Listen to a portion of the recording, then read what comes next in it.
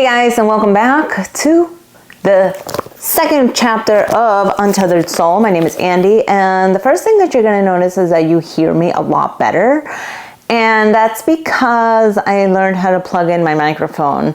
And pro tip, you put it in the microphone jack and not the headphone jack. That would be a pro tip for professionals only. Okay, so we're on chapter 2, and chapter 2 is called The Inner Roommate. So I've got a few passages here that I really want to talk about because I found them to be extremely helpful, and I thought maybe they would help you guys too. So, ta-da! So just a little recap. We already talked about that there's two entities. The first is the chatty Cathy brain that just never shuts up. And then we also have the witness, the thing that is noticing that chatty Cathy exists, right? So now what we're going to be talking about is like, who cares? Like, who cares? Well, I care. So we're going to talk about this, right? This is the passage. To attain true inner freedom, you must be able to objectively watch your problems instead of being lost in them. No solution can possibly exist while you're lost in the energy of a problem. Everyone knows you can't deal well with a situation if you're getting anxious, scared, or angry about it. The first problem you have to deal with is your own reaction. You will not be able to solve anything outside until you own how the situation affects you inside. Problems are generally not what they appear to be. When you get clear enough, when you realize that the real problem is that there is something inside you that can have a problem with almost anything, the first step is to deal with that part of you. This involves a change from outer solution consciousness to inner solution consciousness. You have to break the habit of thinking that the solution to your problem is to rearrange things outside. The only permanent solution to your problem is to go inside and let go of the part of you that seems to have so many problems with reality. Once you do that, you'll be clear enough to deal with what's left. Boom! And to me, there is two parts to this, right? Is the fact that like, on the inside there is turmoil, but that you can take a step back and witness that there is turmoil there. And that's really difficult to do because when you're in the thick of being upset, sad, happy, or like, how can you divest yourself of that energy to be able to process it, right? And the second part that I feel like it's calling me out is that like you can't handle problems when you're in the energy of the problem. Like, how many of you have made great decisions when you're angry? I can't raise my hand on that. How many of you have made great decisions when you are incredibly sad, in grief? Like, I can't raise my hand on that. Or even when you are super excited and happy and like on top of the world, can you make good decisions when you're there? I can't raise my hand on that either. Because a part of me is like, oh my God, everything is so great and so wonderful. And then like I'm making plans left and right, and then like normal Andy is left to pick up the pieces like, oh my God, what did I commit myself to? What did I overcommit myself to? And that's really hard to like put together, that even when you're happy, because it's easy to recognize that like you don't make good decisions when you're angry or sad or frustrated. Like we can all agree to that. But how many of us, when we're extremely excited and happy, can also pull ourselves away from that feeling to a place where we are like at equilibrium and make a decision from there? That's also really hard. So it's those two parts for me that like really make me feel like, holy crap, like this outer solution versus inner solution.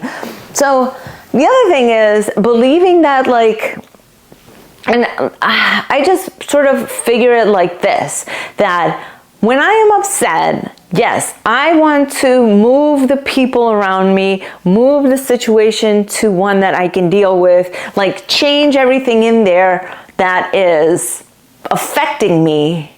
But then the problem is still going to affect me because those situations, those people, those things are going to keep coming up. So I'm going to keep getting affected by it because I'm obviously not addressing the real issue within me. The thing that I'm addressing is putting a Band-Aid on my outer world so that I don't have to feel it, I don't have to see it, I don't have to be a party to it. But like everything in this fucking life is just going to come back up and it's just going to keep recurring. How many times do you keep meeting the same exact person over and over again? How many of you keep dating the same person over and over again? How many of you keep getting the same job over and over and over again?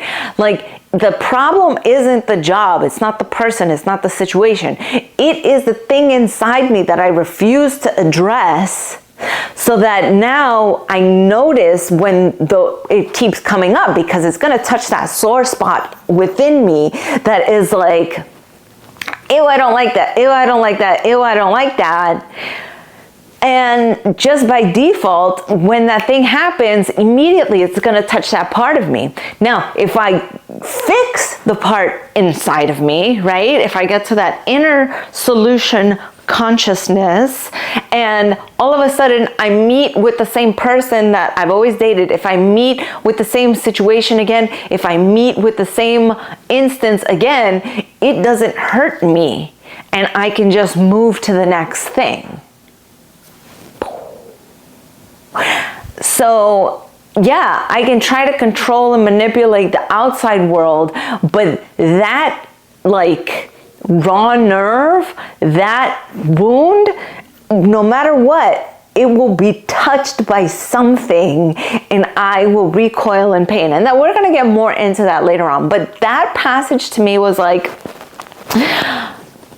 wow, because, you know, I am in a recovery program. Again, I can't really name it because I'm not the spokesperson, I'm not the face of it. So, and there, but I am going to share something that we always talk about, and it's like this acceptance passage.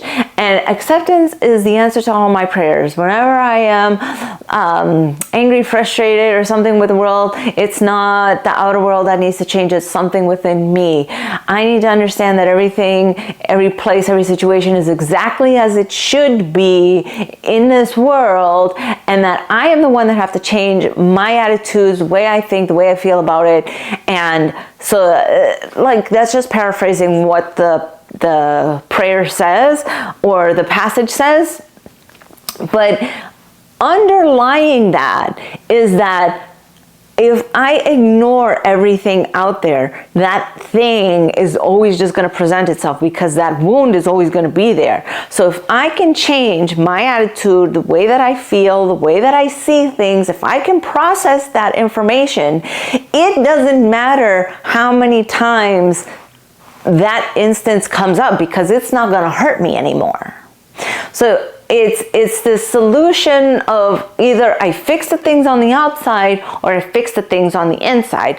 And when you fix the thing on the inside, you fix it permanently. Fixing on the outside is like a temporary solution for it. Fixing things on the outside is never going to get you ultimate happiness. It's going to get you a moment of peace to step back and not feel the anger anymore. But ultimately, you will wind up back in the situation where it's going to feel like you're being hurt again, where you're feeling sad again, where these things are coming up because you're addressing the root of the problem. Okay? So that's it for me today. Come back next week where we're going to talk about another passage from chapter 2, your inner roommate. And again, buy the book. I know I got this from the library. But, you know, get it from your fucking library, okay? You don't have to buy the book. But I'm going to drop the link to the book. So if you do get it, you can buy it from there. I don't make anything from that link. I also have a book about journaling. And if you find that journaling is a good way to process your information, then read my book. It's on techniques on how to journal. And I hope to catch you guys next week. All right. Love you. Bye.